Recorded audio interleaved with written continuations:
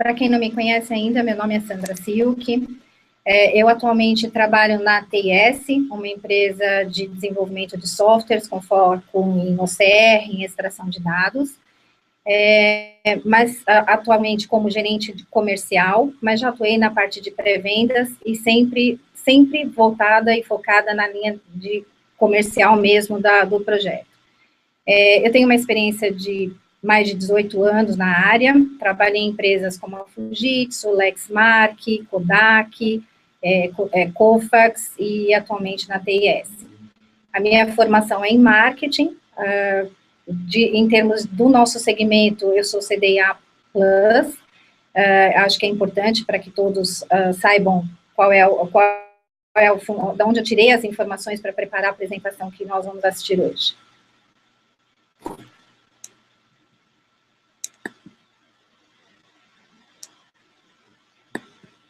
Vamos dar início agora à apresentação.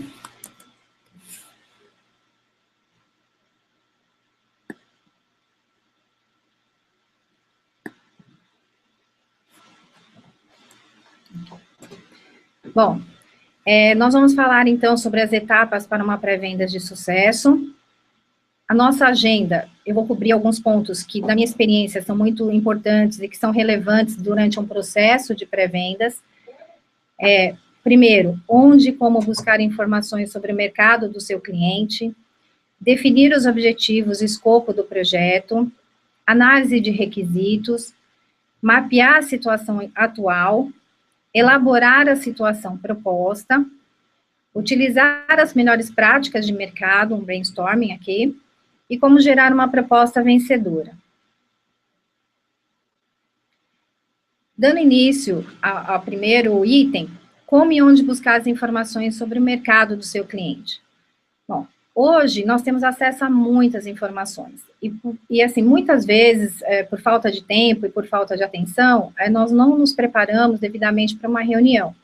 Eu tento todas as vezes, tanto eu quanto o par que está trabalhando comigo no projeto, seja um analista ou seja um pré-vendas, é fundamental, antes de qualquer reunião, conhecer, ter informações do seu cliente, principalmente do segmento em que ele atua, e também é importante saber um pouco a posição dos concorrentes do seu cliente. Por exemplo, hoje na homepage você tem informações diversas, mas principalmente relacionadas à história da empresa, tempo de atuação, a visão da empresa, te dá algumas informações que são importantes para que você oriente a tua apresentação, o organograma, para você entender quais são as pessoas que estão envolvidas no teu processo e que podem interessar e para qual áreas você vai ter que reportar o teu projeto, e até informações financeiras.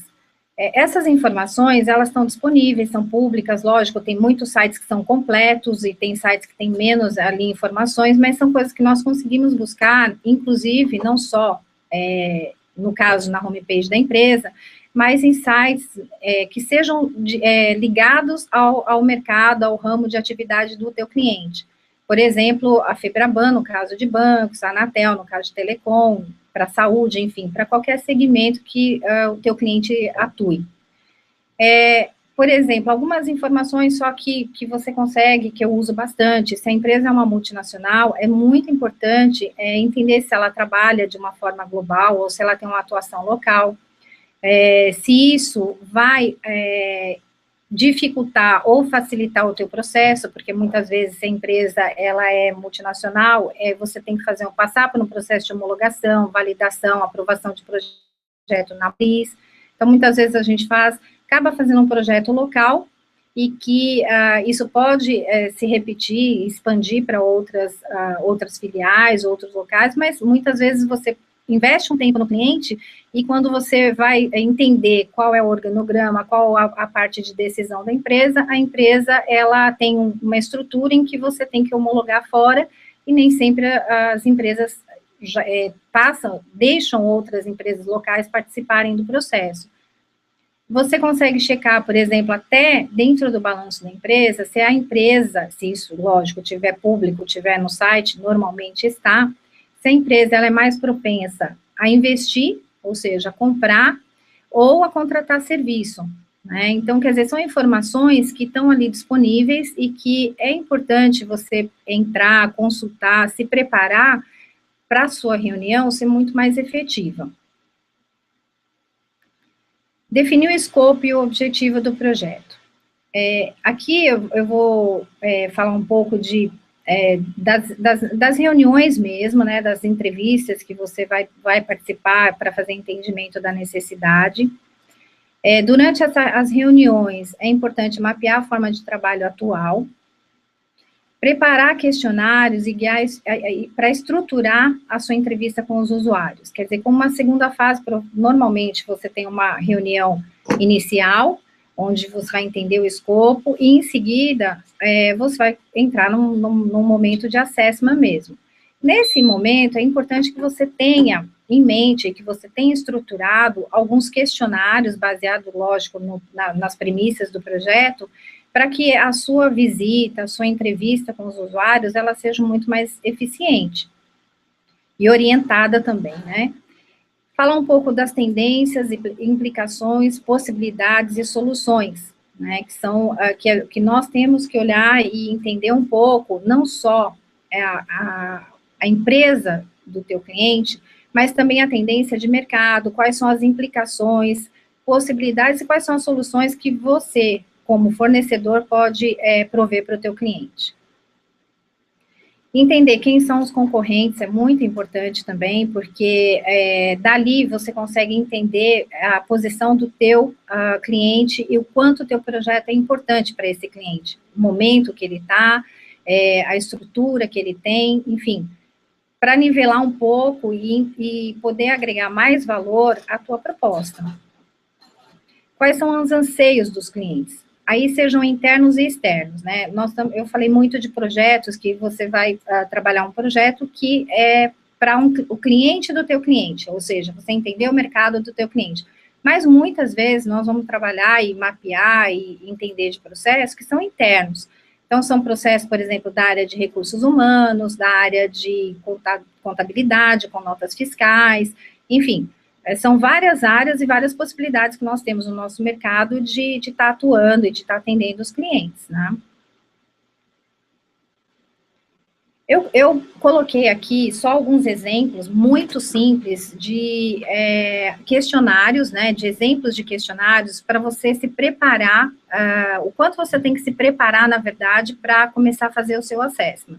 Então, se é um projeto de digitalização, então é lógico, você tem algumas perguntas aqui, não são só essas, são muitas, né, mas nós temos um tempo limitado, então eu vou falar um pouquinho de cada passar rapidamente aqui, o objetivo não é definir um questionário, né, ou estabelecer um questionário como regra, mas é entender o volume médio mensal, se o teu cliente ele tem pico de volume, em que período, se ele tem campanhas, se ele tem período de contratação, enfim, qual é o período, tipo de documento, principalmente como eles estão organizados, né, qual é a organização dos documentos, se eles estão em caixa, se eles estão em arquivo, muitas vezes eles já estão em empresas de guarda, né, para a etapa de preparação, né, se os documentos eles estão grampeados, quais as condições desses documentos, se eles são documentos novos, se eles são documentos antigos, se são manuscritos.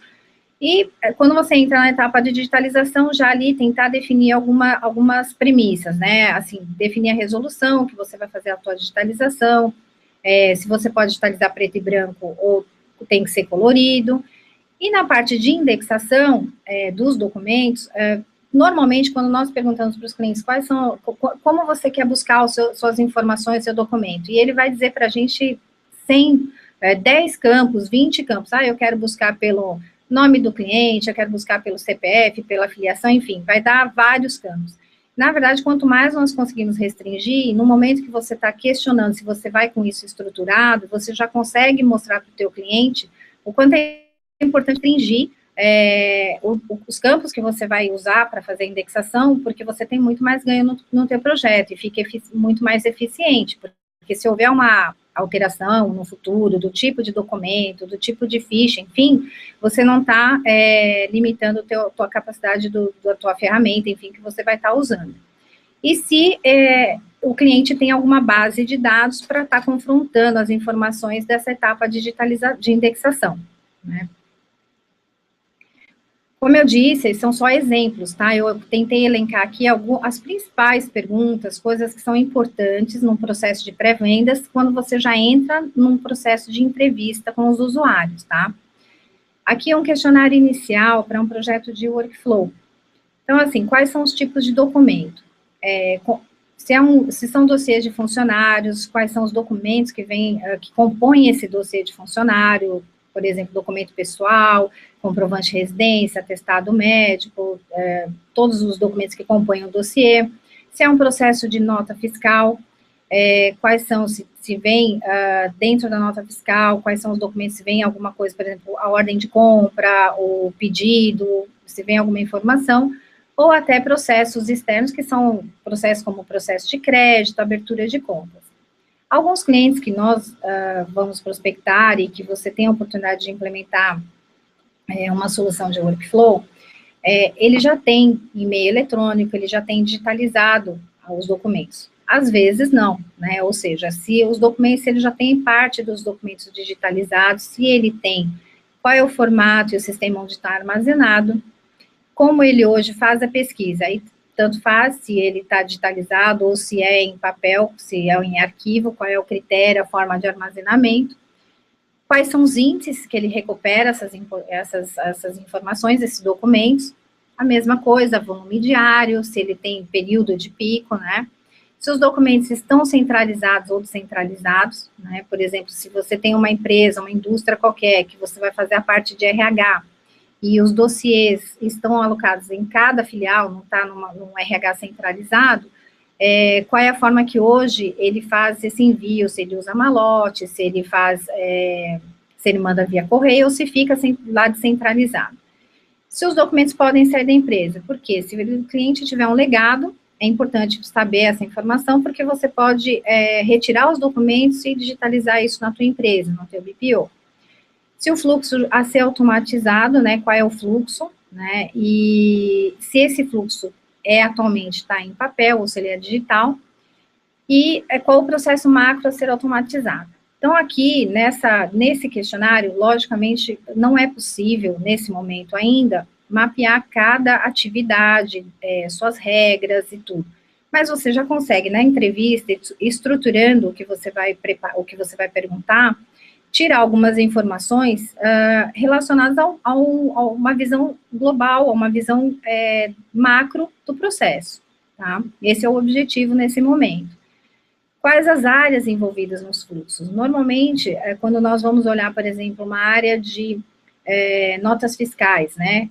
Você pensa, vou digitalizar, vou fazer indexação, e vai estar disponível para consulta. Na verdade, o fluxo é muito mais complexo do que isso, né? Você tem interação, na maioria das empresas, grandes empresas, com ERP, seja SAP, Oracle, qualquer um.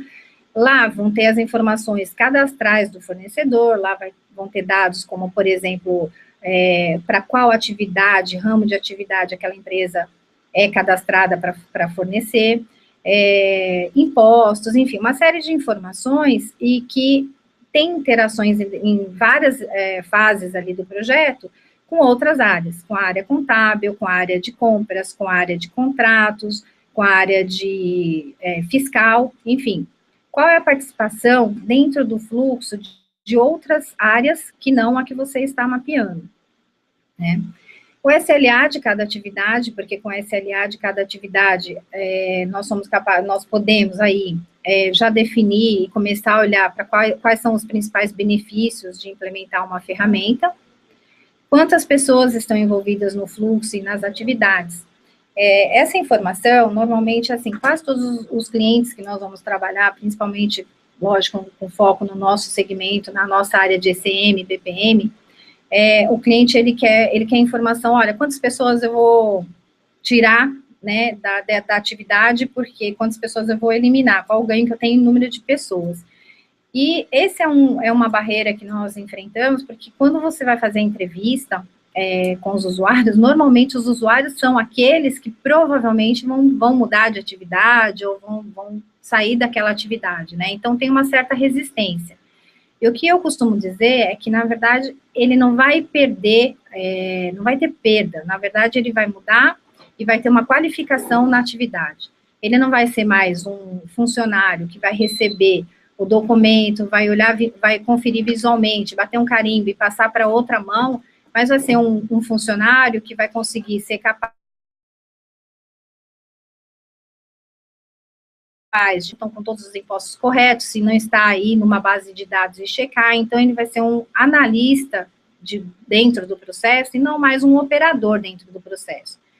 Obviamente, em alguns projetos, e a maioria deles, você tem a realocação de pessoas, mas o objetivo sempre é mostrar qualidade, né? Não só quantas pessoas você consegue eliminar de determinada atividade, tá? E se existe integração com algum sistema, para consulta, para liberação, como eu falei, com algum RP, ou enfim, algum sistema externo que vá ter que fazer parte, se você vai ter que integrar isso com a sua solução de workflow, ok? Como eu disse aqui, são alguns exemplos, tá? Tá muito enxuto esse questionário, mas assim, o que eu quis, a mensagem aqui é, se prepare para a tua reunião, né? Entenda do mercado do teu cliente, entenda do concorrente do seu cliente e se prepare para fazer as entrevistas, né? Ali foram alguns exemplos, né? Mas são inúmeras questões, dependendo de cada projeto, e que é importante você estar preparado para que a sua pré-venda seja um sucesso. Mais do que entender a demanda, é importante conhecer qual é o fator relevante para o seu cliente, por que ele escolheria a tua empresa, né? Por isso, você não pode só avaliar, avaliar só o que o teu projeto vai trazer de benefício, mas sim os fatores externos, internos, e assim você vai conseguir mostrar o valor da sua proposta. Então, assim, passando rapidamente, né? Quais são as tendências externas que impactam o negócio do meu cliente? Desde política, desde uma regra nova, uma mudança de uma lei, como nós tivemos várias vezes no mercado bancário, que a FEBRABAN exigiu, por exemplo, que os bancos prestassem conta do fundo de garantia, enfim, e que isso tudo mexe com o cliente, né? Que são essas implicações para o meu cliente, né? O que elas significam para o meu cliente? Como o meu cliente capitaliza essas implicações? E onde está o grande risco, né? E como nós podemos agregar valor aos negócios do meu cliente.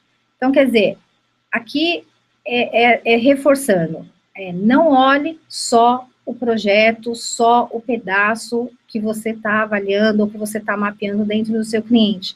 Porque muitas vezes, quando você começa a avaliar esses fatores, você tem ideias e você tem referências para mostrar para o teu cliente muito mais valor do que ele inicialmente estava esperando numa proposta. Ok? Avalie os concorrentes. Pesquise o que o concorrente do seu cliente está fazendo, como ele faz, né, como ele trabalha, quais são as vantagens e desvantagens. Eu trabalhei muito tempo no segmento de finanças, de bancos, né, então fiz vários projetos de abertura de contas, de digitalização de cartão de assinatura, muitos anos atrás, enfim. E eu procuro, toda vez que eu estou trabalhando um projeto, entender, então, por exemplo, no caso de banco, ou no caso de uma empresa, numa telecom, é muito fácil você fazer esse tipo de visita.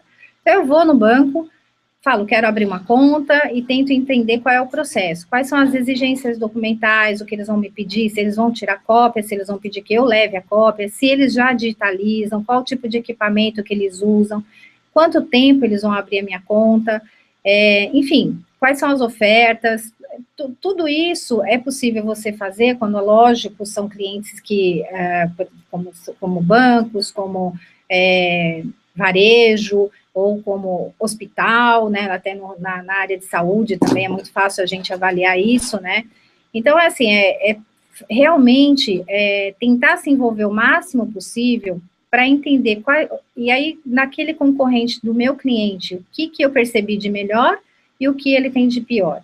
E, com certeza, essas informações vão ser muito relevantes na hora de você desenhar, escrever a tua proposta. Avalie o cliente do seu cliente. Aqui, como eu disse no início, nós temos duas situações. Uma é quando nós estamos trabalhando uma área usuária, ou seja, um cliente interno. Quando você está trabalhando um cliente interno, né, ou uma área de RH, uma área de câmbio de um banco, ou um back-office, vamos dizer assim, de qualquer operação, seja de varejo ou uma área interna, uma área financeira, é sempre importante manter o foco nas atividades onde a demanda toma maior tempo e onde concentra maior volume. Porque durante as entrevistas, os usuários têm uma tendência a sempre ficar passando informação para nós, né, para quem está fazendo a parte de assessment, relacionada às exceções. Por quê? É onde ele percebe o gargalo da operação dele. E tratar só a exceção, muito provavelmente você corre o risco de não apresentar nenhum ganho efetivo para o teu cliente, porque normalmente são um volume menor, é um volume que não vai justificar o teu projeto. Então, se concentra sempre, quando você vai fazer entrevista, vai fazer o assessment numa área usuária, onde você tem uma demanda que leva tempo e você tem um volume maior, ok? Se o projeto está diretamente relacionado ao atendimento do seu cliente, né, como eu disse, uma abertura de contas ou uma venda, uma proposta de adesão de cartão, enfim, pesquise o que de fato afetará e trará ganhos em termos qualitativos no seu projeto, né? Então, o que nós falamos lá atrás. Quais são as tendências, por exemplo, por que o mercado está oferecendo mais um cartão, por exemplo, para aposentado, por que estão se abrindo mais contas, está fácil abrir conta agora, não é como antigamente, você já não precisa levar tantos comprovantes, olerites. Tenta avaliar um pouco o cenário, em geral, e um pouco do que o concorrente faz, né? E aí você vai conseguir mostrar o que você tem de qualidade no projeto. Mapear a situação atual, né? Aqui são também um resumo, né, claro, do que é importante para você fazer esse mapeamento, além de você se preparar, olhar o mercado e avaliar um ambiente de negócio onde o processo reside, né? É muito importante você avaliar quais são as etapas que o cliente hoje ele está fazendo e por que esse processo existe, né? Qual a importância dele dentro da corporação. O modelo do processo, desde a entrada até a saída, então, quer dizer, as interações, como nós falamos nos slides anteriores, elas são importantes também, mas o modelo do processo, ele tem que ser mapeado, você tem que ser muito claro quando for preparar a tua proposta, quando for preparar o teu projeto, como o processo entra dentro da empresa, ou dentro de um departamento, até o momento da saída. Os gaps de desempenho durante o processo e por que existem esses gaps no processo, né? Quer dizer, obviamente, quando o cliente nos chama para fazer um assessment, para fazer um trabalho dentro da empresa dele, ele tem alguns pontos que ele quer melhorar dentro do processo. Entender esses gaps e mapear esses gaps, eles são muito importantes e entender por que eles existem. Muitas vezes é por problema sistêmico, muitas vezes é por problema de logística, enfim, esse tem que ser o seu grande foco aqui para você olhar a situação atual e conseguir propor um projeto de sucesso. Redundâncias no processo, que podem melhorar com o projeto e apresentar ganhos de desempenho e qualidade. Bom, dentro de um processo, por exemplo, de nota fiscal, muitas pessoas pegam a mesma nota fiscal e olham dados diferentes. Quando você otimiza isso, ou coloca dentro de um processo onde você tem regras de negócio, desde, por exemplo, uma regra que um pedido, uma nota fiscal acima de 100 mil, essa nota vai ser direcionada para um nível de gerência e ele vai aprovar, ou seja, muitas pessoas passarão a não mais ter que tratar do processo repetitivamente. Então, assim, identificar quais são as redundâncias, quantas vezes o cliente acaba fazendo a mesma atividade com o mesmo tipo de documento. Elaborar uma situação, elaborar aqui a nossa proposta, né, a situação proposta. Uma coisa que nós sempre tentamos fazer é priorizar trabalhar em blocos pequenos dos processos. Grandes projetos, eles demoram muito a ser implementados e apresentar resultado, e acabam se desgastando.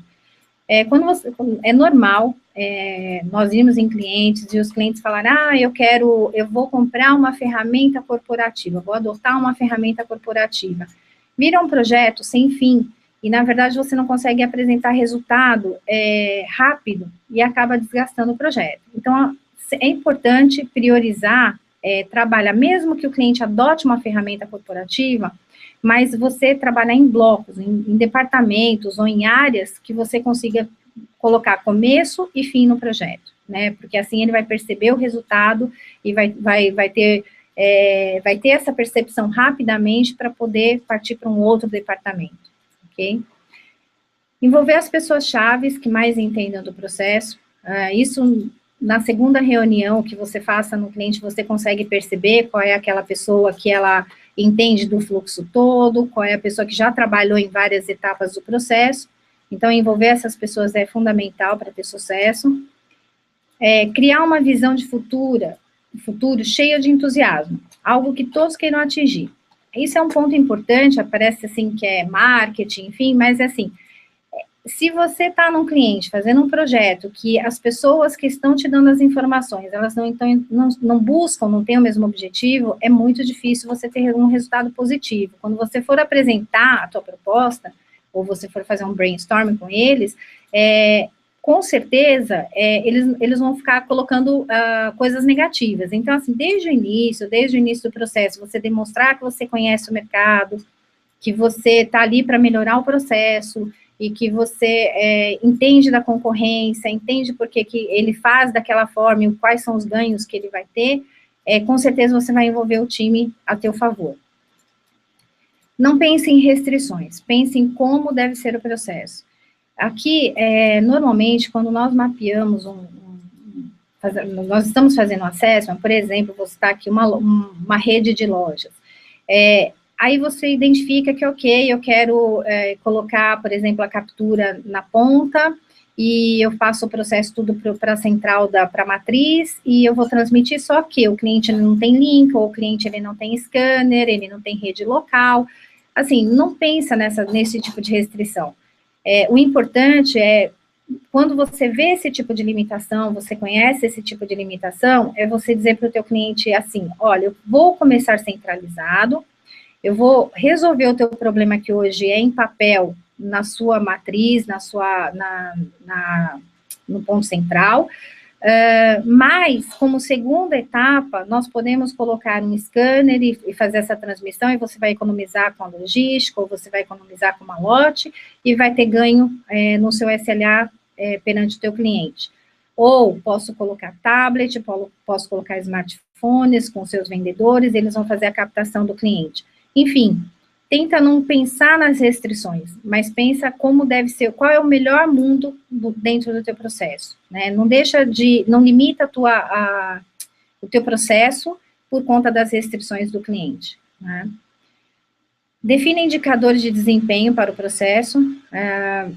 Essa é uma fase importante, quer dizer, durante o mapeamento, já começar a pensar em quais vão ser os indicadores de desempenho para o processo como um todo, em quais fases, muito relacionadas aos gaps que ele tem hoje de desempenho, eu posso colocar um aviso por e-mail, eu posso colocar alguma regra que eu consiga gerar um cockpit e mostrar para o cliente, em tempo de projeto, qual é o desempenho que ele tem de ganho. Validar com a alta gestão as melhorias identificadas, isso é importante antes de fazer o brainstorm com o time que está trabalhando com você na oportunidade. Por quê? Porque muitas vezes a nossa percepção, a percepção do usuário, de quem está no dia a dia, é diferente da alta gestão. Então, antes de preparar a proposta para que não tenha nenhuma surpresa, valide com a alta gestão quais são as melhorias que você já identificou dentro do teu mapeamento e quais são o que você espera eficiência para a empresa. Leve em conta se a expectativa dos gestores em relação aos ganhos está sendo alcançada. Calcular o ROI. Aqui, quando nós falamos em calcular o ROI, não quer dizer que nós temos que apresentar na proposta qual é o ROI que o cliente vai ter. A maioria das vezes, pelo menos comigo sempre é assim, os clientes não nos dão informações suficientes para que nós possamos trabalhar num ROI e apresentar para ele com total segurança. Então, normalmente, o que nós fazemos? Eu tenho uma planilha, vou até mostrar uma planilha muito simples, né, é só um exemplo também, de retorno de investimento, para quê? Para que eu entenda se o meu preço está dentro da expectativa, do número de pessoas que eles têm, ok? Não que eu vá fazer a apresentação do ROI dentro da minha proposta, eu acho que isso, pelo menos assim, a maioria dos clientes que eu já trabalhei, que eu atendo, é muito difícil, é mais para que nós tenhamos essa informação antes de apresentar a proposta, e que esteja ciente de quais são os benefícios em termos de investimento, ok? Aqui, olha, é só um exemplo muito simples, eu peguei de um trabalho, eu simulei aqui um trabalho pontual, ali onde você vê microficha, não é microficha, são documentos, mas vamos supor que o nosso cliente tivesse 5 milhões de notas fiscais, essas notas fiscais, elas precisam ser capturadas, é um legado, ok? Em 4 meses. E desses 5 milhões, então eu calculei ali quais são os números de campos, né, de caracteres que você tem para extrair.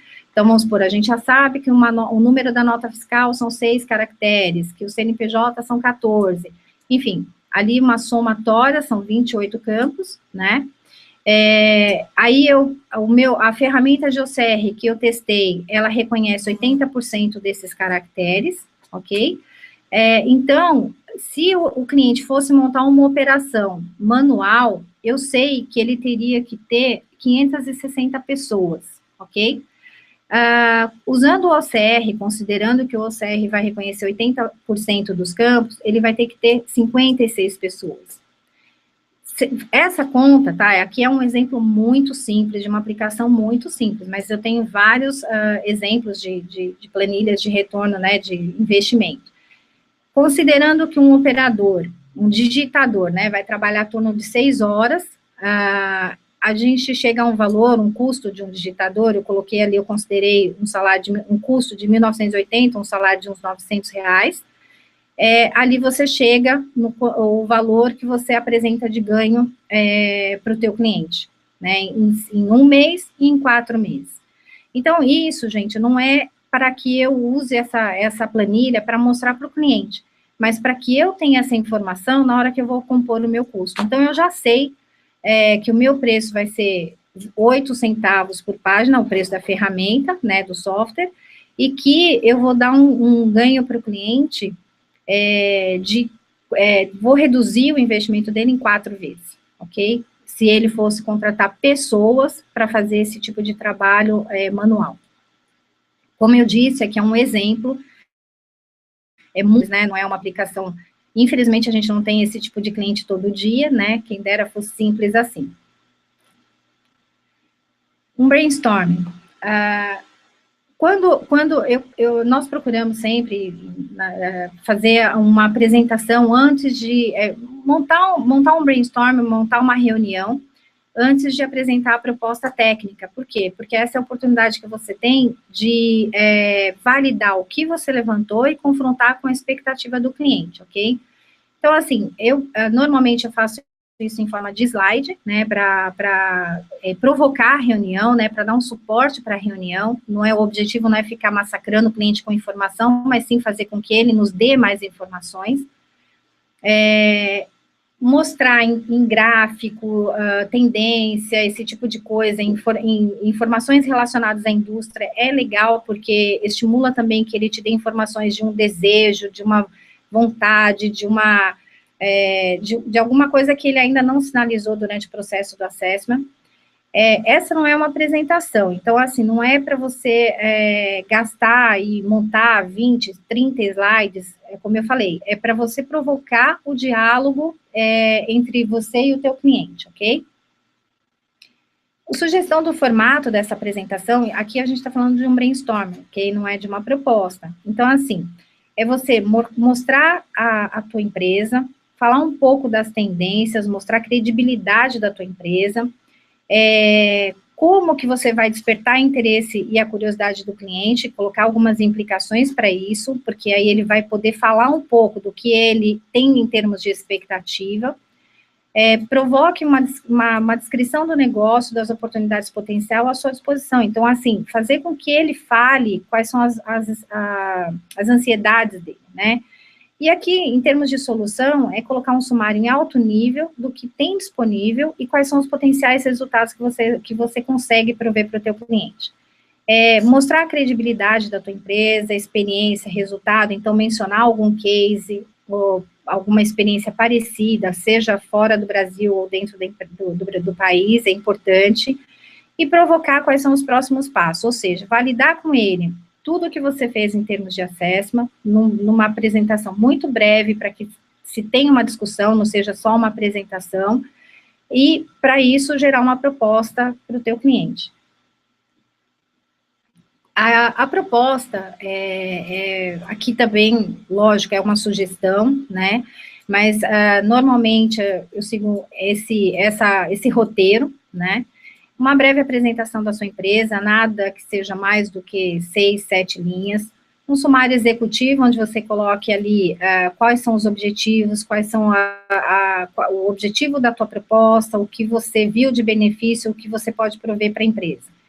O cenário atual, né, como você enxergou a empresa, então isso é importante porque você vai estar falando a linguagem do teu cliente, né, ou seja, você está mapeando uma oportunidade de abertura de contas, uma oportunidade de varejo, enfim, que seja, você vai estar falando o que para ele o dia a dia dele, né.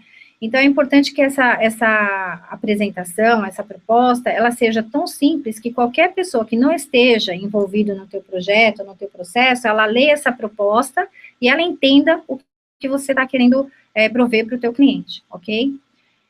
A solução proposta, e aí dentro da solução proposta você tem que colocar detalhamento técnico, definição de cronograma, infraestrutura, recurso SLAs, as premissas, um fluxo proposto, e se tiver, obviamente, amostra de documento que fazem parte do processo, ou que você vai fazer algum tipo de reconhecimento, é importante também colocar como adendo. As condições comerciais, né, assim, elas são, aí cada empresa, lógico, apresenta se é de serviço, se é uma proposta de venda, tudo. Em alguns casos, convém sempre entregar a proposta técnica separada, porque dependendo do mapeamento ou do fluxo, ou se durante o brainstorm tiver algumas mudanças que são relevantes, então é importante entregar a proposta técnica, e aí quando o cliente validar, ok, essa é a nossa expectativa, é essa a solução que eu quero adotar aqui para minha empresa, aí você trabalha na proposta comercial, né? Vale lembrar que nesse momento é muito importante que o escopo tenha sido validado, que aí a ideia é ter sido feito na etapa anterior de brainstorm, e que você tenha as informações sobre o ROI do projeto. Não, como eu disse, não necessariamente para apresentar para o cliente, mas que você esteja seguro que o teu preço é um preço competitivo. E é isso que eu tinha para passar para vocês, em termos de informação.